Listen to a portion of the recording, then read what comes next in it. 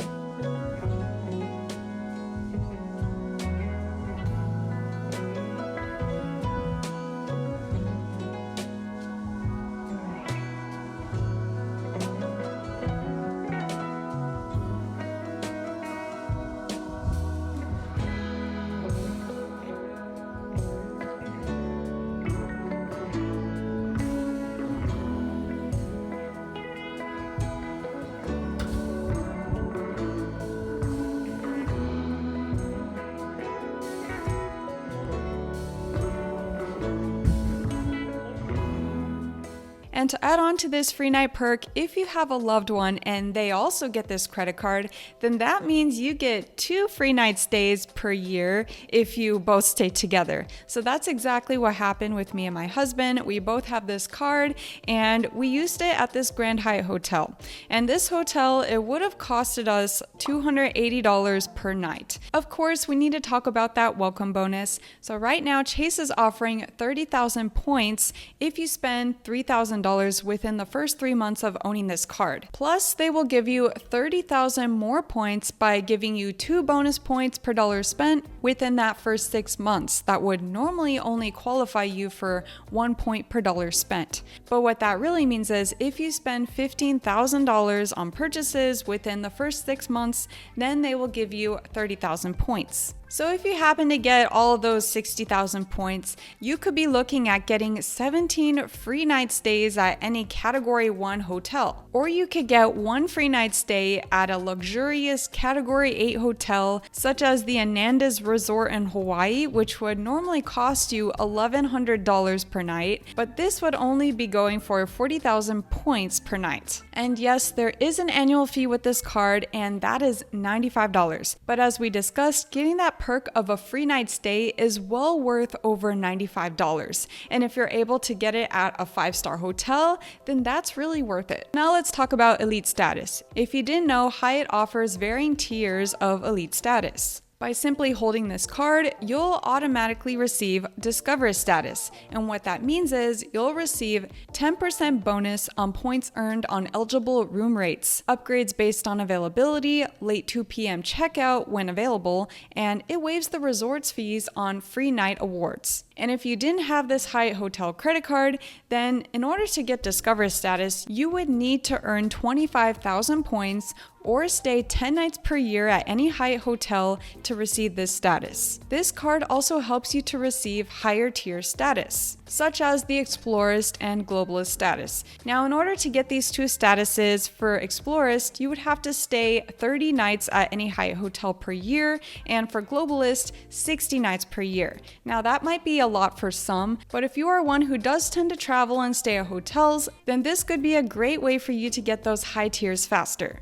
To talk about other perks, this card does offer no foreign transaction fees, travel protections, and purchase protection. There's also an additional perk of status match, but it's really only a perk if you are already of elite status in other rewards programs. So for example, if you have elite status in MGM Rewards, then you can also status match that to get globalist status. You can also use your Hyatt points at participating MGM Rewards hotels and resorts as well. And to also mention, Hyatt also has a partnership with American Airlines, but there is only elite status match if you happen to have American Airlines' highest tier status, which is Concierge Key. In that case, you can match your Concierge Key status with Hyatt to get Globalist. And understandably, not everyone has this high tier status, but there is some opportunity within this partnership, and that is you can get 1 AA Advantage point for every dollar you spend at Hyatt stays. So in addition to already getting that Hyatt point, you would also be getting 1 AA Advantage point, which is pretty nice for not doing anything in addition. Now I want to give my advice as to how I'm going to be using this card. Everyone has their own spending habits and way of living life, so this is just my way of using this card. For me, I don't travel often. Maybe I go on an overseas vacation 10 days a year, and here and there I go in between US cities. So to use this card on my daily spending wouldn't really be reasonable, as I have other cards that can rank up points even better than this Hyatt card. So that means this Hyatt credit card is really only a keeper card for me. So every year I'll just be paying that annual fee, and then I will be using this card for that free night. Additionally, I do have the Chase Sapphire Preferred, so I am able to transfer those Chase points into Hyatt, and oftentimes Hyatt points are valued at a good cents per point value. Interestingly, NerdWallet did say that they value Hyatt points at 2.8 cents each. So if you're looking to transfer your Chase points into Hyatt, just make sure that they're above 2.8 cents per point, but I did find that's pretty easy to find on the Hyatt website. And so, alright, there are some downsides to owning this card, so let's talk about it. For one, if you don't have a Hyatt hotel near you, or you don't know how to use this 1 free night stay, that could be a problem for you, because otherwise, how are you going to justify that annual fee? I mean, looking at Marriott, they have 8,000 properties worldwide versus Hyatt with only 1,000 properties worldwide. So it's not always easy to find a Hyatt property for where you're going. This could be one deciding factor if you're trying to decide between the Marriott card and the Hyatt card.